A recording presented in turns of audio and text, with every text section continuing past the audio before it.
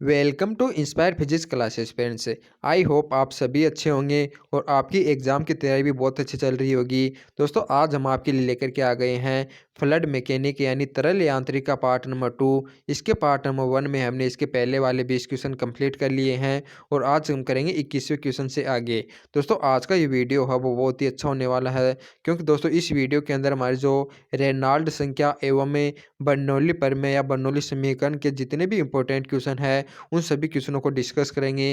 दोस्तों ये क्वेश्चन है वो आज के बहुत ही इंपॉर्टेंट है, तो दोस्तों आज की इस वीडियो को तो पूरा आपको ज़रूर देखना है, क्योंकि दोस्तों यदि आप इस वीडियो को देखेंगे तो दोस्तों ये क्वेश्चन है वो आपके एग्जाम में बार बार पूछे जाते हैं।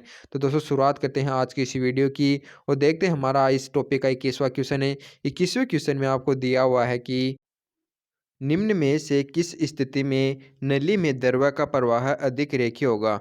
दोस्तों आपको बताना कि हमारी कोई एक नली है, उसके अंदर दोस्तों कोई द्रव प्रवाहित हो रहा है। तो आपको बताना है कि जो इसकी नली की त्रिज्या है एवं इसका श्यानता है एवं इसका घनत्व है, इन तीनों प्रकार यानी दोस्तों इनका मान है वो किस प्रकार से रखा जाए कि दोस्तों जल का प्रवाह है वह अधिक रेखीय हो। अधिक रेखीय का मतलब क्या है कि दोस्तों जल का प्रवाह वो बिल्कुल शांत होना चाहिए, यानी कि जो कोई भी जल का अणु है यदि इसका ये वेलोसिटी यहाँ पर v है, तो दोस्तों सभी जगह इसकी वेलोसिटी का मान v होना चाहिए और वह सीधी रेखा में गति करना चाहिए। इसका मतलब होता है रेखीय।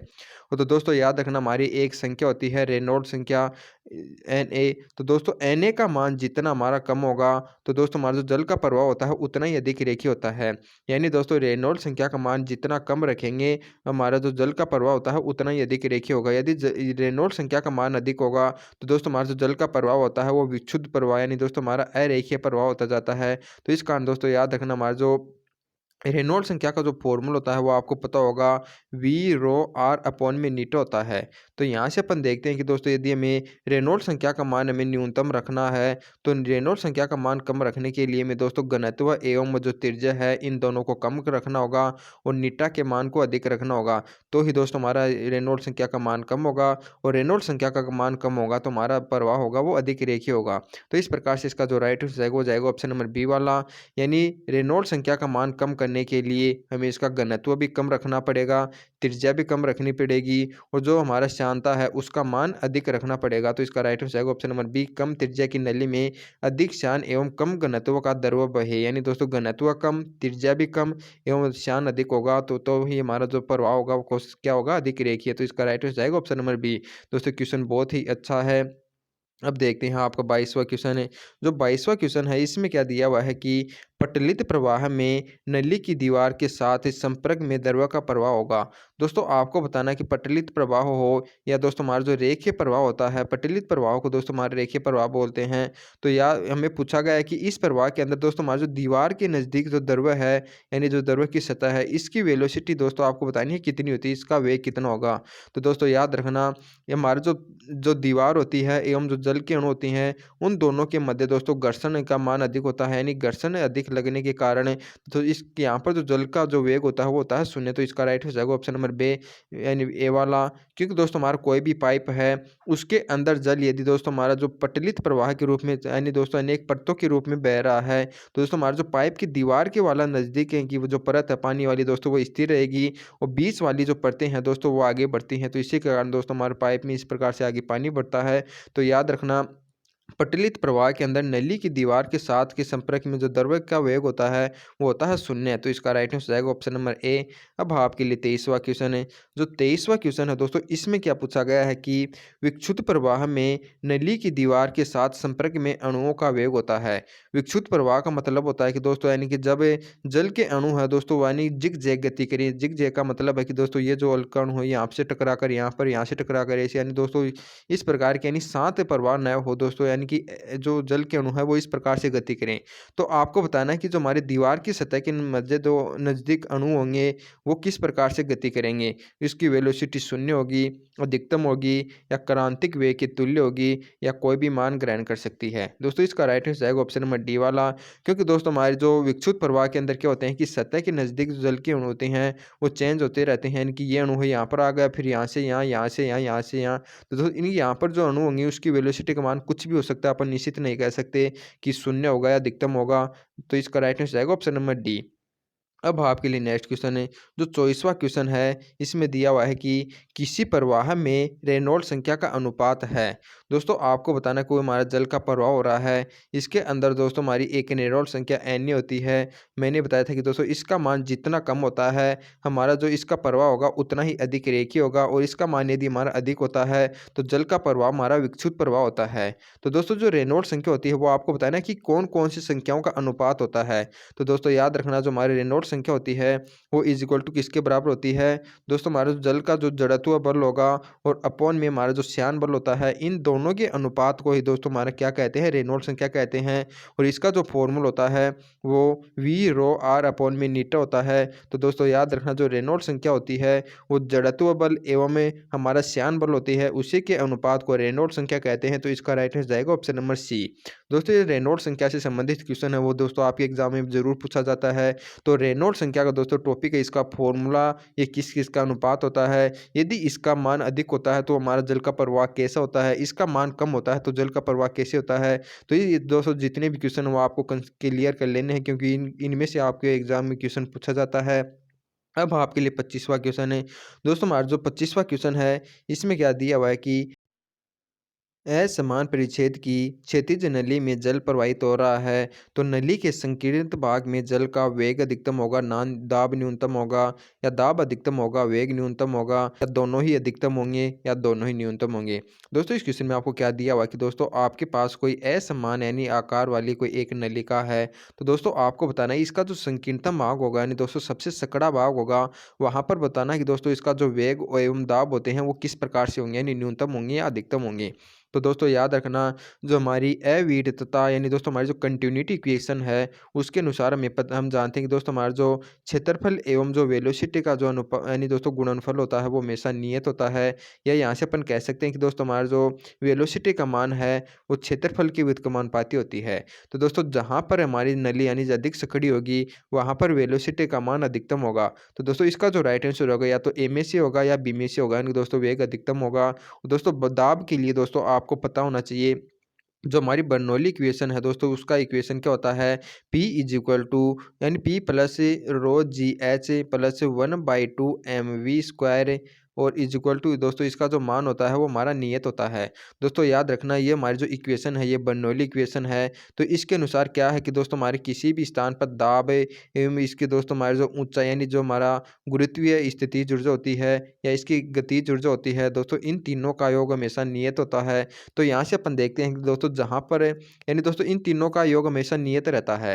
तो दोस्तों जिस स्थान पर काइनेटिक एनर्जी का मान अधिक होता है तो वहाँ पर प्रेशर का मान कम हो जाएगा, और जहाँ पर प्रेशर का मान अधिक होता है दोस्तों वहाँ पर काइनेटिक एनर्जी का मान कम हो जाएगा। तो दोस्तों मैंने आपको बता दिया कि जो हमारा संकीर्णतम भाग होता है वहाँ पर वेलोसिटी का मान अधिक होता है, और वेलोसिटी का मान दोस्तों अधिक हो जाएगा यानी कि काइनेटिक एनर्जी अधिक हो जाएगी, तो प्रेशर के मान को कम होना पड़ेगा, क्योंकि इन तीनों का मान तो नियत ही रहेगा। तो यदि इसका मान बढ़ जाता है तो इसका मान हमारा कम हो जाएगा। तो इस प्रकार से इसका जो अंतिम यानी फाइनली राइट आंसर हो जाएगा वो जाएगा ऑप्शन नंबर ए वाला। यानी संकीर्णतम भाग में दोस्तों हमारे जो वेग होगा वो अधिकतम होगा और जो दाब होगा वो न्यूनतम होगा। तो इसका राइट आंसर जाएगा ऑप्शन नंबर ए। दोस्तों याद रखना, जो हमारी बर्नौली थ्योरम होती है यानी बर्नौली इक्वेशन होती है वो हमारी ये होती है। तो इसको भी याद रखना दोस्तों, इस पर भी बहुत क्वेश्चन पूछे जाते हैं। देख दो आपके सामने बहुत सारे क्वेश्चन आएंगे। अब आपके लिए नेक्स्ट क्वेश्चन है दोस्तों, हमारा जो 26वां क्वेश्चन है इसके अंदर क्या है कि चित्र अनुसार किसी नली में द्रव्य बाईं से दाईं ओर बह रहा है, दो भिन्न भिन्न स्थानों पर नली के अनुप्रस्थ क्षेत्रफल A1 एवं A2 है, तो दोनों वेग V1 व V2 का अनुपात होगा।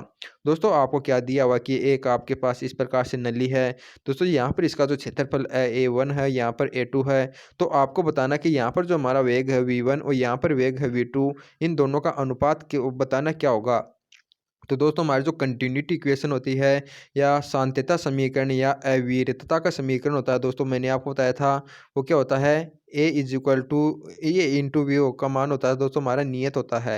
या अपन कह सकते हैं कि जो हमारी वेलोसिटी होती है वो क्षेत्रफल की व्युत्क्रमानुपाती होती है। तो यहाँ से दोस्तों अपन V1 अपॉन V2 का मान निकाल लेंगे तो हमारा A2 अपॉन A1 हो जाएगा, क्योंकि ये इसकी व्युत्क्रमानुपाती होती है। तो दोस्तों V1 एवं V2 का जो अनुपात हो जाएगा वो हमारा कितना हो जाएगा, A2 अपॉन में A1। तो इसका राइट हो जाएगा ऑप्शन नंबर बी। अब आपके लिए नेक्स्ट क्वेश्चन है, हमारा जो 27वां क्वेश्चन है इसमें दिया हुआ है, धारा रेखीय प्रवाह में किसी कण की चाल सदैव समान होती है, कण का वेग सदैव समान होता है, या गतिज ऊर्जाएं समान होती हैं, या आपगुण समान होता है। दोस्तों आपको बताना है कि कोई भी हमारा द्रव्य है वो दोस्तों स्ट्रीम लाइन यानी फ्लो कर रहा है यानी धारा रेखीय प्रवाह कर रहा है। तो आपको बताना है इसके अंदर कोई भी कण है उसका दोस्तों आपको बताना है कि सदैव चाल समान होती है, या वेग समान होता है, या गतिज ऊर्जा समान होती है। दोस्तों इसका राइट आंसर हो जाएगा ऑप्शन नंबर बी वाला।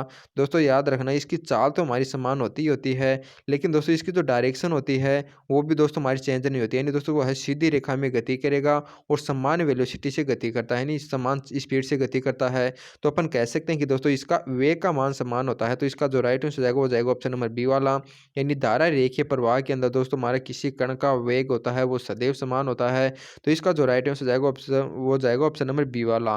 दोस्तों यदि आप ए चुनते हैं या सी चुनते हैं, क्योंकि दोस्तों चाल होती है वो तो हमारी इसी के अंदर समाई होती है, समाहित हो जाती है, नहीं दोस्तों यदि वेग का मान समान है तो चाल तो हमारी समान होनी ही है। तो इस प्रकार से इसका जो राइट आंसर चुनेंगे हमारा ऑप्शन नंबर सी यानी बी चुनेंगे, क्योंकि दोस्तों हमारे जो कण है उसकी डायरेक्शन भी चेंज नहीं होती है, यानी दोस्तों वेग का मान सदैव समान होता है। तो इसका राइट आंसर जाएगा ऑप्शन नंबर बी। अब आपके लिए नेक्स्ट क्वेश्चन है, हमारा जो 28वां क्वेश्चन है इसमें क्या दिया हुआ है कि तरल प्रवाह के लिए बर्नौली प्रमेय का अनुप्रयोग है। दोस्तों आपको बताना है कि जो तरल प्रवाह के अंदर जो हमारी बर्नौली प्रमेय होती है P is to row g यानी P plus rho g h plus 1/2 mv², यह दोस्तों आपको बतानी है कि दोस्तों किसके लिए अनुप्रयोग है, नहीं तो इसका उपयोग कौन सा है। वायुयान का गतिक उन्नयन, केशिकीय उन्नयन, श्यानता या हाइड्रोलिक प्रेशर। तो दोस्तों इसका जो राइट आंसर जाएगा वो जाएगा ऑप्शन नंबर ए वाला, क्योंकि दोस्तों हमारा जो वायुयान यानी ऊपर उठता है यानी ऊपर उठते समय गति करता है, तो दोस्तों वह उसकी गति होती है वो बर्नौली थ्योरम पर आधारित होती है।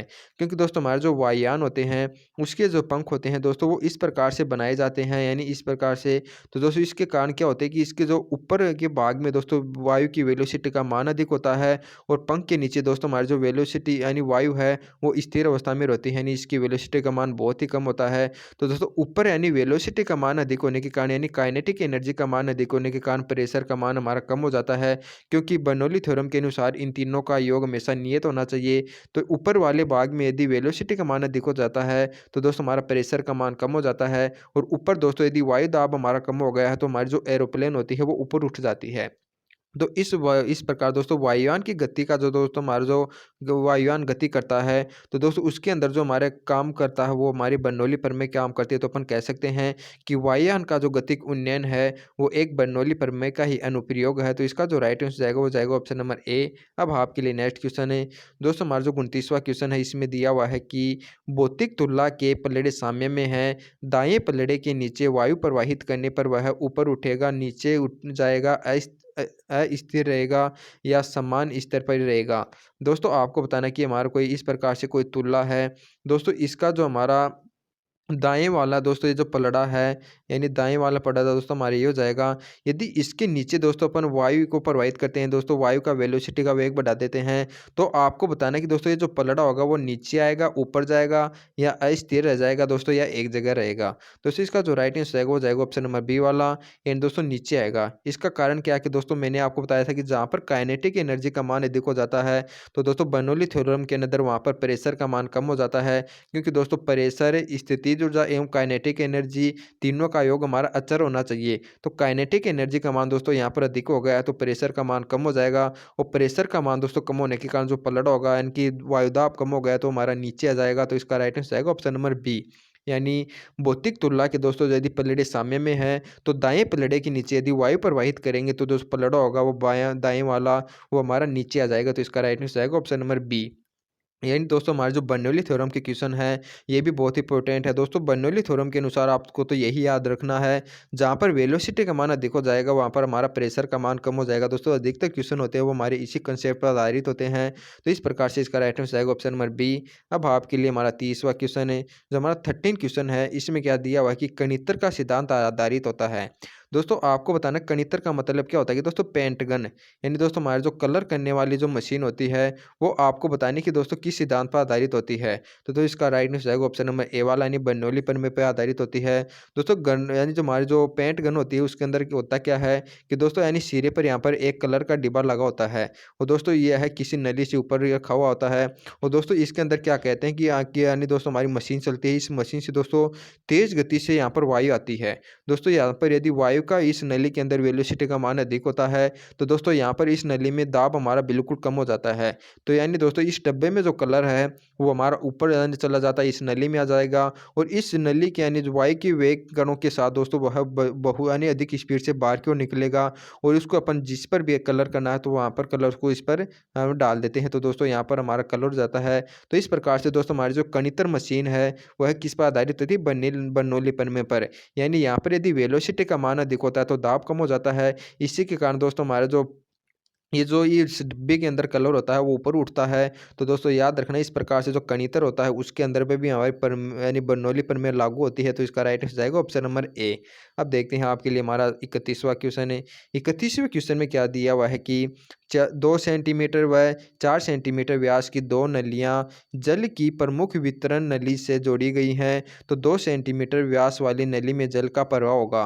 दोस्तों आपको क्या दिया हुआ कि दोस्तों एक आपके पास से 2 सेंटीमीटर डायमीटर वाली नली है और दूसरी दोस्तों 4 सेंटीमीटर डायमीटर वाली नली है। इन दोनों को यदि दोस्तों जोड़ा गया है तो आपको बताना है कि इन दोनों के अंदर दोस्तों जल का जो प्रवाह होगा उसका अनुपात यानी दोस्तों वो किस प्रकार से होगा। तो दोस्तों यहाँ पर हमें यदि इसका डायामीटर है वो 2 सेंटीमीटर दिया हुआ तो दोस्तों आर का मान 1 हो जाएगा। यदि इसका डायामीटर 4 सेंटीमीटर दिया हुआ तो रेडियस कितनी हो जाएगी 2। और हम जानते हैं दोस्तों वेलोसिटी का मान होता है वो हमारा क्षेत्रफल की व्युत्क्रमानुपाती होता है। अपन कह सकते हैं कि आर स्क्वायर की व्युत्क्रमानुपाती है। तो इस प्रकार से दोस्तों हमारा जो V1 एवं यानी V1 एवं V2 हो जाएगा दोस्तों वो कितना हो जाएगा R2 का स्क्वायर अपॉन R1 का स्क्वायर। तो दोस्तों R2 में कितना दिया हुआ है 2, तो 2 का स्क्वायर हो जाएगा 4 और दोस्तों R1 कितना दिया हुआ है 1, इसका हो जाएगा 1। तो दोस्तों हमारा जो V1 का मान हमें प्राप्त हो गया वो कितना प्राप्त हो गया 4V2। यानी दोस्तों हमारा जो 2 सेंटीमीटर व्यास वाली नली के अंदर जो वेग का यानी प्रभाव होगा यानी V1 का मान होगा वो V2 की अपेक्षा 4 गुना अधिक हो जाएगा। यानी दोस्तों दूसरी नली की तुलना में इसका जो वेलोसिटी का मान होगा वो कितना हो जाएगा 4 गुना। तो इसका राइट आंसर जाएगा ऑप्शन नंबर ए वाला। अब देखते हैं आपके लिए नेक्स्ट क्वेश्चन है। दोस्तों जो 32वां क्वेश्चन है इसमें क्या दिया हुआ है कि आर त्रिज्या की गोलाकार गेंद नीटा शांता वाले द्रव्य में v वेग से गिर रही है। तो गेंद पर कार्यरत मंदक बल है। दोस्तों आपको बताना कि आपके पास एक यानी द्रव्य है उसका श्यानता गुणांक दोस्तों आपको नीटा दिया हुआ है। उसके अंदर एक आर त्रिज्या की गेंद v वेलोसिटी से नीचे गिर रही है। तो दोस्तों आपको बताना कि इस पर दोस्तों यानी श्यानता बल यानी कार्य करेगा या फिर दोस्तों अपन बोलते हैं यानी एक मंदक बल ऊपर की ओर कार्य करेगा उसे बोलते हैं अपन मंदक श्यान बल। यानी दोस्तों यानी कि जो हमारा द्रव्य है एवं जो गेंद है उन दोनों में घर्षण के कारण जो हमारे इसके अंदर मंदन उत्पन्न होगा वो मंदन श्यान बल आपको बताना है कि इस गोले की त्रिज्या r एवं इसकी वेलोसिटी v उसके साथ किस प्रकार से समानुपाती होता यानी किस प्रकार से संबंधित होता है। यानी ये इसके व्युत्क्रमानुपाती होता है या समानुपाती होता है। तो दोस्तों याद रखना जो हमारा मंदक श्यान बल होता है F है उसका जो फॉर्मूला होता है वो 6 पाई नीटा आर वी होता है। तो यहाँ से अपन देखते हैं कि दोस्तों हमारा जो श्यान बल होता है वो वेलोसिटी के भी समानुपाती होता है एवं त्रिज्या के भी समानुपाती होता है। तो इसका जो राइट आंसर जाएगा वो जाएगा ऑप्शन नंबर बी वाला। यानी दोस्तों इस गेंद पर जो यानी मंदक यानी श्यान बल कार्य करेगा वो त्रिज्या आर एवं वेग भी दोनों के ही समानुपाती होता है क्योंकि इसका जो फॉर्मूला होता है दोस्तों याद रखना ये होता है 6 पाई एन आर वी। तो इसका राइट आंसर जाएगा ऑप्शन नंबर बी। अब आपके लिए नेक्स्ट क्वेश्चन है। हमारा जो 33वां क्वेश्चन है इसमें आपको क्या पूछा गया है कि बर्नौली समीकरण के अनुसार पी अपॉन में रो जी यानी rho g h 1/2 v square upon में जी नियतांक पद है। दोस्तों मैंने आपको बताया था कि जो हमारी जो बर्नौली प्रमेय है वो होती है P plus rho g h plus 1/2 m v square है। तो दोस्तों ये यानी कि इसका मान हमारा कांस्टेंट रहता है नियतांक होता है। इस पूरी इक्वेशन में यदि दोस्तों अपन रोजी का भाग दे देंगे यानी ये होगा हमारा रोजी इसके अंदर भी रोजी इसके अंदर भी रोजी। तो दोस्तों यानी कि ये यहाँ से रोजी हमारा कट जाएगा और यहाँ पर दोस्तों रोजी से करेंगे तो हमारा 1/2 वी स्क्वायर अपॉन में वी बचेगा।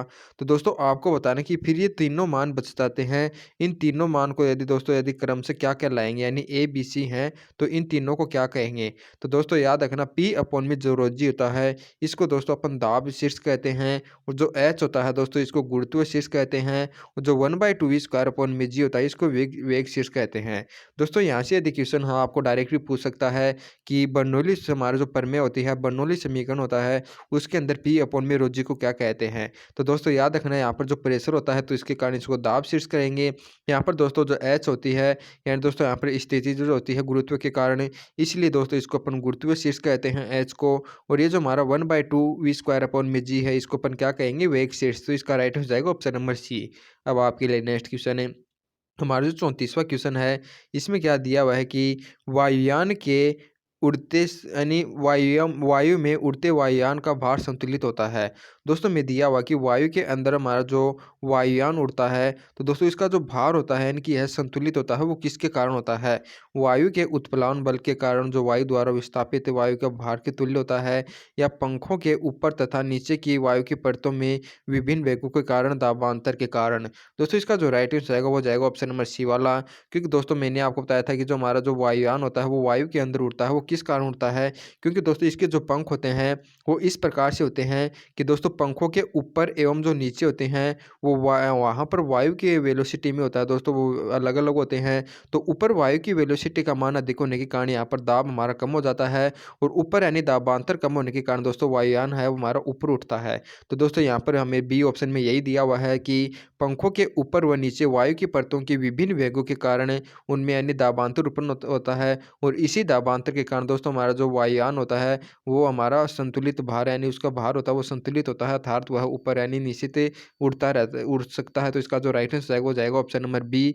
अब आपके लिए नेक्स्ट क्वेश्चन है, हमारा जो 35वां क्वेश्चन है, इसमें क्या दिया हुआ है कि पनडुब्बी का निर्माण किस सिद्धांत पर आधारित होता है?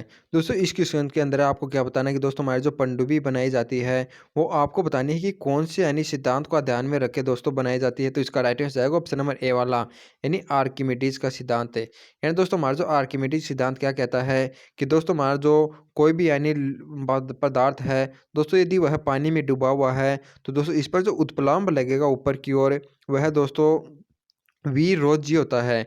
यानी दोस्तों वह उस आयतन के यानी जल के भार के बराबर होते हैं कि जितना आयतन वह जल के अंदर घेरती है। तो दोस्तों यदि हमें पनडुब्बी जितनी यानी बड़ी बनानी होगी दोस्तों उस पर उतना ही अधिक हमारा क्या बलेगा, उत्प्लावन बल लगेगा। तो दोस्तों उतना ही अधिक हमें भार इसका करना होगा।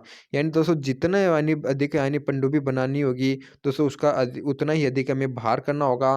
तो इसके कारण दोस्तों हमारे जो पनडुब्बी का निर्माण किया जाता है वो कौन से सिद्धांत को ध्यान में रख के किया जाता है, वो किया जाता है आर्किमिडीज के सिद्धांत के आधार पर। तो इसका जो राइट आंसर जाएगा वो जाएगा ऑप्शन नंबर ए वाला। दोस्तों इसी के साथ हमारे जो आज के क्वेश्चन है वो कंप्लीट होते हैं। दोस्तों मैंने आज इसको आपको 40 क्वेश्चन कंप्लीट करवा दिए हैं, और इसके जो रिमेनिंग क्वेश्चन है दोस्तों अपन पार्ट नंबर 3 में करेंगे। तब तक दोस्तों आपको सभी को जय हिंद, और आप अपनी पढ़ाई को दोस्तों रेगुलर रखिए।